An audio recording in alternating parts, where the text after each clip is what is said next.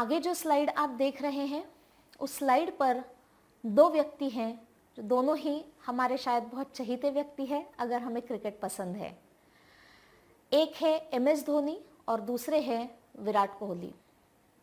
Indian cricket team के दोनों ही captain रह चुके हैं।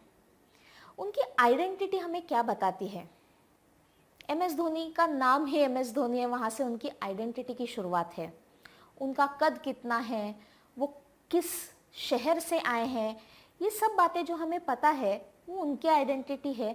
वैसे ही विराट कोहली की और आइडेंटिटी का भाग ये होता है कि जो उन्होंने मैचेस खेले हैं वो अक्सर हम उनके आइडेंटिटी के साथ जोड़ लेते हैं। आगे देखते हैं पर्सनालिटी विशेष। जैसे कि आपने सुना होगा, MS धोनी के साथ जो विशेषण लोग काफ़ी बार प्रयोग में लाते हैं वो है कैप्टन कूल, और विराट कोहली के साथ जो विशेषण एसोसिएटेड है वो है एंग्री यंग मैन। अब ये उनकी आइडेंटिटी है या पर्सनालिटी? जी, ये उनके व्यक्तित्व से आया है। और पर्सनालिटी हम उसे कहते हैं जो चीज़ें काफ़ी सिचुएशन में वो व्यक्ति दोहराता है या उसका अनुभव हमें ज़्यादा फ्रीक्वेंटली आता है।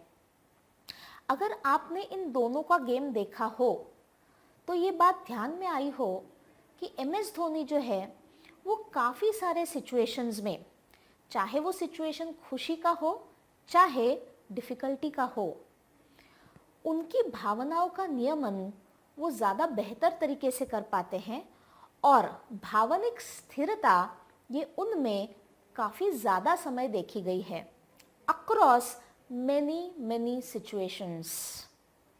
मैच अच्छी चल रही हो फिर भी वो इमोशनली स्थिर रहेंगे, और मैच में कुछ गड़बड़ चल रही हो, मन के हिसाब से गेम नहीं जा रहा हो, फिर भी उनकी भावनिक स्थिरता को वो हमेशा मेंटेन कर पाते थे। इसीलिए शायद उनका नाम पड़ा कैप्टन कूल। इन कॉन्ट्रास्ट जब विराट कोहली ने अपना गेम शुरू किया तब काफ़ी ऑडियंस ने देखा कि गुस्सा भी ज़्यादा करते थे, अपनी खुशी का एक्सप्रेशन भी उनका काफ़ी लाउड होता था, जिसकी वजह से लोगों को लगा कि ये रिजेंबल करते हैं एंग्री यंग मैन को। अभी ये बातें देख के लोगों ने जब उनको एंग्री यंग मैन कहा तब क्या ऐसा था कि विराट कोहली पूरा टाइम गुस्से वाले थे? नहीं, लेकिन अलग अलग घटनाओं में, सिचुएशंस में उनका जो रोज का बिहेवियर पैटर्न था, जो रेपिटेटिव पैटर्न था, उसके साथ ये विशेषण जुड़ गए। तो आइडेंटिटी हमें एक बात बताती है और पर्सनालिटी हमें दूसरी बात। आइडेंटिटी की कुछ चीज़ें इन दोनों में सेम है, लेकिन पर्सनालिटी काफ़ी भिन्न है, काफ़ी अलग अलग है। अगली स्लाइड में जो आप देख रहे हैं, पर्सनालिटी की ही कुछ और डिटेल्स हैं। व्यक्तित्व की संज्ञा, इसमें दो भाग है। एक होती है सामान्य जन की संज्ञा और दूसरी है मनोवैज्ञानिक संज्ञा।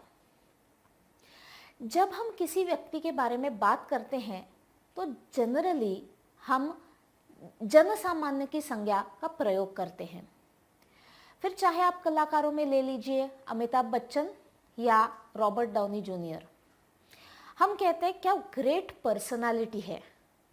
तो जब हम कहते हैं कि इनकी पर्सनालिटी क्या खूब है या what a great personality, generally what do we mean? हम बात करते हैं उनकी फिजिकल पर्सनालिटी की। हाइट वेट कैसी है, बिल्ट कैसी है, फिजिक कैसी है, उनका बोलने चलने का तरीका कैसा है, उनकी बॉडी लैंग्वेज कैसी है, उनका संभाषण करने का स्टाइल कैसा है, उनकी हंसी कैसी है, उनके चेहरे के एक्सप्रेशंस कैसे हैं। जब ये बातें हम पर्सनालिटी से एसोसिएट करते हैं तो वो सब आते हैं जन सामान्य की संज्ञा की ओर। फिर मनोवैज्ञानिक संज्ञा हमें अलग क्या बताती है? इसमें ज़्यादातर अंदरूनी बातें आती हैं, जैसे कि बाहरी वर्तन के पीछे इन व्यक्तियों के विचार, इनके एहसास और इनके कार्यों का स्वरूप, इनमें जो गुण विशेषताएं हैं वो, और अपेक्षाकृत स्थायी स्वरूप। अपेक्षाकृत स्थायी स्वरूप ये बहुत महत्वपूर्ण चीज है यहाँ पे। इसका मतलब क्या है? Generally how that person is expected to behave in a given situation. हम सब जब एक दूसरे के साथ व्यवहार करते हैं तो कुछ चीजें अपेक्षित होती हैं।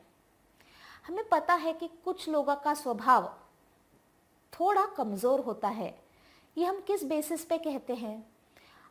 अक्सर बात करते वक्त होता है ना कि घर में अगर कुछ बुरी घटना हुई तो हम कहते हैं ताऊ जी को एकदम से मत बताओ, वो एकदम बौखला जाएंगे।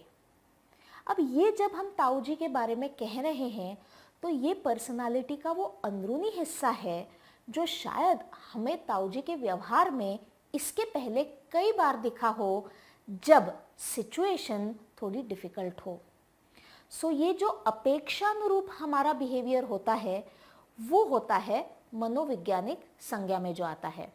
इसके साथ हमारे विचार, हमारे कुछ तत्व, हमारे मूल्य जो हमारे वर्तनों को प्रेरित करते हैं वो सब आता है मनोवैज्ञानिक संज्ञा में। अब तक हमने जो बातें की उन पे एक नजर डालने के लिए छोटा सा क्विज।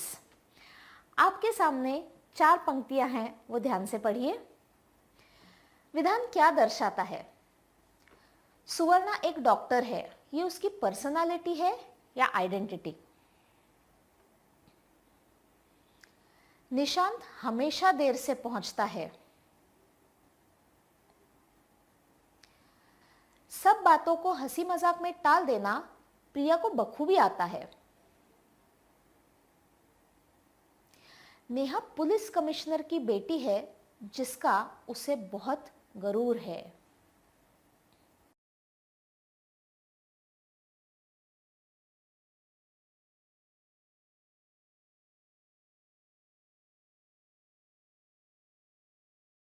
पहले 3 तो काफी स्पष्ट है। अगर चौथे वाक्य को हम देखें तो इसमें थोड़ा कंफ्यूजन है क्योंकि इसमें आइडेंटिटी और पर्सनालिटी दोनों की बात हुई है। आप लोगों में शायद किसी ने अगर एक चीज मिस कर दी हो तो कोई बात नहीं, इसी के लिए हमने ये स्लाइड दोहराई है। इस वाक्य में नेहा पुलिस कमिश्नर की बेटी है, ये उसकी आइडेंटिटी है, लेकिन उसको इस बात का गरूर है, ये बात बताती है नेहा के व्यक्तित्व के बारे में।